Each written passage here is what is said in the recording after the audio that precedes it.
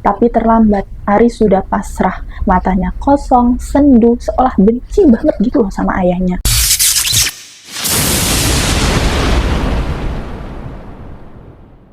Hai guys, makasih ya wis mampir nak videoku. Di video kali ini aku bakal bawain lagi sebuah kisah kriminal nyata yang cukup menyayat hati.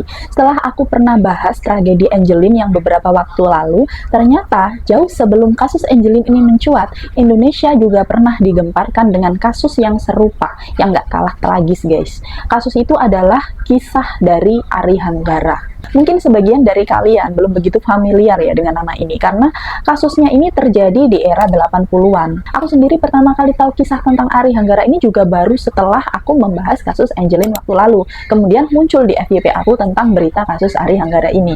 Nah, dari situ aku kayak bilang ke diri sendiri, loh, ternyata dulu pernah ada ya kejadian yang mirip banget, bahkan lebih dulu heboh di Indonesia. Nah, bedanya kalau Angelin ini kan meninggal di tangan ibu angkatnya. Nah, si Ari Hanggara ini justru meninggal di tangan ayah kandungnya sendiri loh guys, bareng ibu tirinya juga.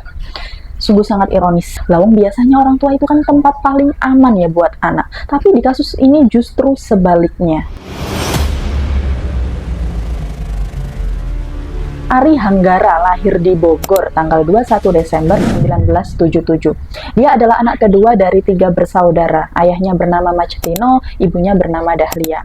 Ari punya kakak bernama Anggi dan adik bungsu bernama Andi. Kalau dilihat sekilas guys, keluarganya ini sebenarnya bisa dibilang hidup berkecukupan. Ayahnya ini seorang tokoh partai, ibunya juga pernah bekerja di suatu perusahaan.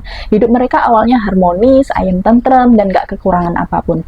Tapi sayangnya, semua itu berubah setelah muncul persoalan rumah tangga, yaitu perselingkuhan. Menurut kesaksian Ibu Dahlia di sebuah wawancara TV, Macetino ini saat itu selain aktif di partai, juga dia sedang merintis bisnis di daerah Kebayoran Lama.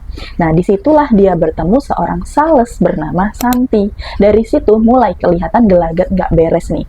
Dahlia curiga suaminya ini punya hubungan dengan perempuan itu, si sales tadi. Karena meskipun sudah gak ada urusan kerja, si Macetino ini masih sering ketemu dengan Santi, bahkan di hari libur. Dari situlah rumah tangga mereka ini mulai retak, sampai akhirnya Macetino benar-benar pergi meninggalkan rumah. Perginya Macetino ini bukan cuma sehari, 2 hari, tapi sampai 2 tahun guys. 2 tahun penuh Macetino ini nggak pernah pulang. Dahlia yang masih berharap rumah tangganya bisa diselamatkan, akhirnya berusaha mencari suaminya. Dia keliling ke rumah teman-teman Macetino waktu itu, tapi hasilnya nihil. Karena memang waktu itu, waktu 80-an kan teknologi nggak secanggih sekarang guys. Sekarang apa-apa kan tinggal HP, telepon gitu kan. Dah, sampai akhirnya Dahlia yakin satu-satunya tempat Macetino bisa ditemui hanyalah di rumah orang tuanya.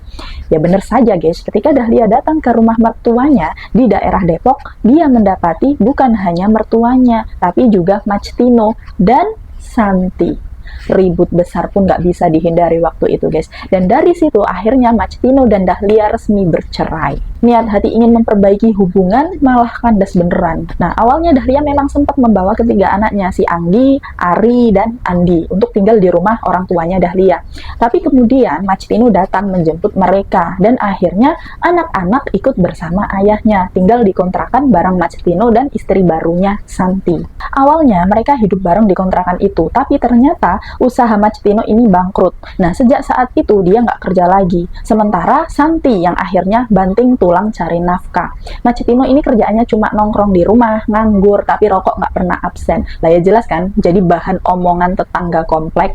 Lawang bojone ini kerja keras, suaminya kok malah nganggur, begitu kiranya omongan tetangga. Nah, karena sering jadi gunjingan tetangga, Santi pun mulai gerah kan. Dia bilang ke Macetino, "Pak, cari kerjaan toh, aku isin loh diomong no tonggo." Tapi meskipun Macetino nyoba nyari kerja guys, tetap aja dia nggak dapat. Dan sejak saat itu, tekanan demi tekanan muncul di dalam rumah tangga mereka. Macetino yang pengangguran, Santi yang terus ngomel, ditambah lagi 3 anak kecil yang masih aktif-aktifnya. Dari situlah perlakuan keras mulai diterapkan pada anak-anak. Nah, dari ketiga anak itu, Ari yang paling sering jadi sasaran. Kenapa? Karena Ari ini punya sifat berbeda dengan kakak dan adiknya. Kalau Anggi dan Andi ini cenderung lebih penurut dan manut. Nah, sedangkan Ari ini justru lebih aktif gitu loh guys. Kadang usil dan gak gampang diam. Dan kalau dimarahi, dia dia sering terlihat membantah atau pasang muka cuek. Nah, sifat Ari yang seperti itu bikin Macetino ini makin gampang naik pitam. Buat Macetino dan Santi, Ari ini dianggap anak bandel yang susah diatur. Dan dari situlah Ari mulai sering dihukum lebih keras dibanding saudara lainnya. Padahal kalau dilihat dari sekolahnya, Ari itu dikenal anak periang, supel, banyak teman, dan pintar. Guru kelasnya pun ini, Bu Khotijah, bahkan pernah cerita, Ari itu nggak pernah cari ribut, selalu ceria, seakan-akan nggak ada masalah di rumah. Tapi di balik keceriaannya itu sering terlihat tanda-tanda yang mencurigakan. Kadang wajahnya tampak lebam atau ada luka di tubuhnya, kata Bu Dahlia. Ketika ditanya gurunya soal bekas luka itu, Ari cuma jawab sambil senyum, "Oh, enggak kok Bu, kemarin aku jatuh." Cuma gitu. Padahal jelas itu bekas pukulan. Bayangkan guys, anak sekecil itu lebih memilih diam dan menutupi kelakuan orang tuanya daripada mengadu. Sampai akhirnya guys, tuduhan kalau Ari ini bandel makin menumpukkan. Puncaknya ini dia disebut-sebut mencuri uang temennya sendiri. Nah, kabar ini sampai ke telinga bapaknya si Macetino. Dan kalian tahu lah gimana jadinya kan? Ari langsung jadi bulan-bulanan lagi, lebam wajahnya, badannya penuh bekas pukulan. Tapi hebatnya bocah iki masih tetap berangkat sekolah. Nah, di sekolah inilah Bu Khotijah, gurunya Ari ini mulai curiga. Ini nggak mungkin jatuh biasa Ari, pasti ada yang mukul. Kemudian Bu Khotijah tanyalah kan sama Ari, "Ari, kenapa wajahmu? Coba bilang sama ibu." Dan disitulah Ari akhirnya buka suara. "Iya Bu, saya dipukul ayah, katanya saya mencuri." Kaget lah kan Bu Khotijah dengar itu, langsung beliau datangi rumah Ari setelah selesai sekolah, ketemu sama si Santi dan juga Macetino ini. "Kenapa sih masalahnya? Kok sampai Ari ini diperlakukan begini?" tanya beliau kepada orang tuanya Ari. Dan dengan santainya, si Macetino ini menjawab, "Iya Bu, Ari mencuri uang temennya, saya dapat aduan." Kemudian Santi pun ikut menimpali, "Iya Bu, saya percaya, dia ini memang suka mencuri, karena saya sendiri pernah jadi korban. Waktu itu saya nyuruh dia ambil uang di dompet saya, ternyata uang saya berkurang, dia ambil lebih Bu," kata si Santi. Nah, dengar penjelasan itu, Bu Khotijah langsung nyeletuk tegas, "Loh, justru kamu yang salah Santi, jangan biasakan anak kecil membuka barang privasimu. Dari situ saja Ari sudah belajar bahwa mengambil barang orang itu wajar. Jadi kalau sekarang dia berani mencuri, ya kamu juga yang ikut ngajarin." Gitu kata Bu Khotijah. Waktu itu teguran Bu Khotijah menusuk banget kan. Tapi si Santi ini tetap ngotot kalau Ari ini memang anak bandel. Dan tuh setelah masalah tuduhan pencurian itu makin pusing lah kan si Macetino ini menghadapi Ari. Dia merasa kayak capek, sakit hati sama sikap anaknya. Sampai akhirnya keluar keputusan kalau Ari ini akan dikirim ke pesantren di Jawa Timur. Tapi sayangnya guys, sebelum sempat berangkat, musibah lebih besar datang lagi. Jadi ceritanya si Anggi ini, abangnya Ari kan, ini melakukan kesalahan. Tapi entah kenapa, Ari ini malah ngaku dialah pelakunya. Mungkin saking sayangnya sama abangnya kali ya. Ari sendiri yang minta dihukum. "Udah ya, hukum Ari aja," kata si Ari.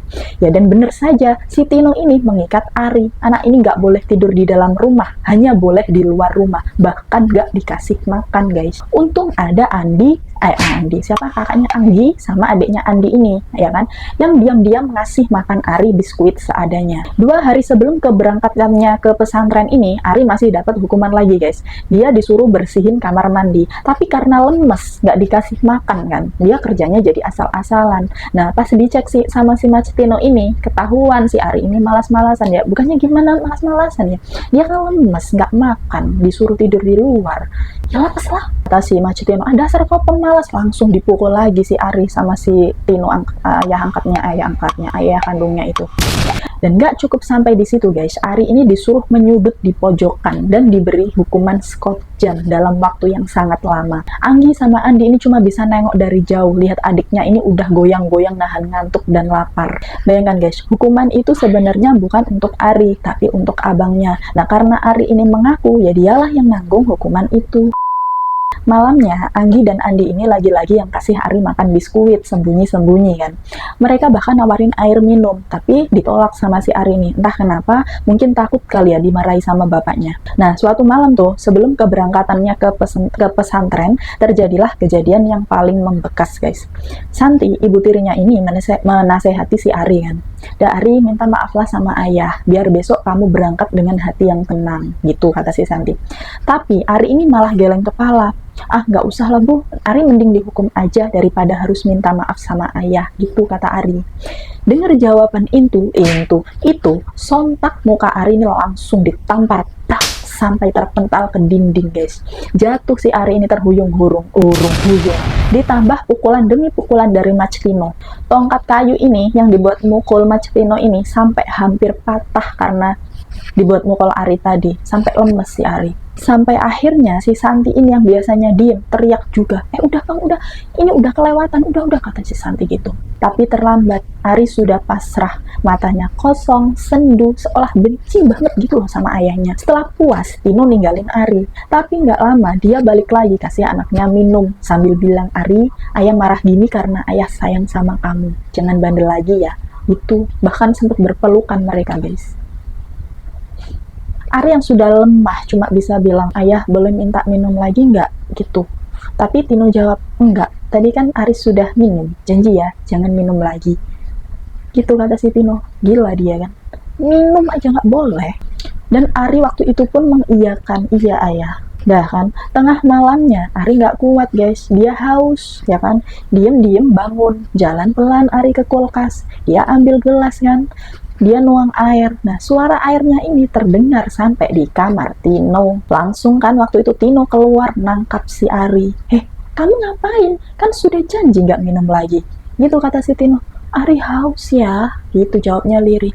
Tapi bukan belas kasihan yang keluar guys, melainkan amukan lagi. Gila si Tino. Ari dipukul tanpa ampun sampai akhirnya tubuh kecil itu jatuh ke lantai, nggak bergerak lagi. Paniklah kan waktu itu Tino. Dia bangunkan Santi, buru-buru bawa Ari ke rumah sakit Cipto Mangunkusumo. Tapi semuanya terlambat. Dokter hanya bisa bilang satu kalimat, Ari Hanggara sudah tiada, gitu kata dokter. Tanggal 8 Desember 1984, malam itu juga nyawa Ari melayang.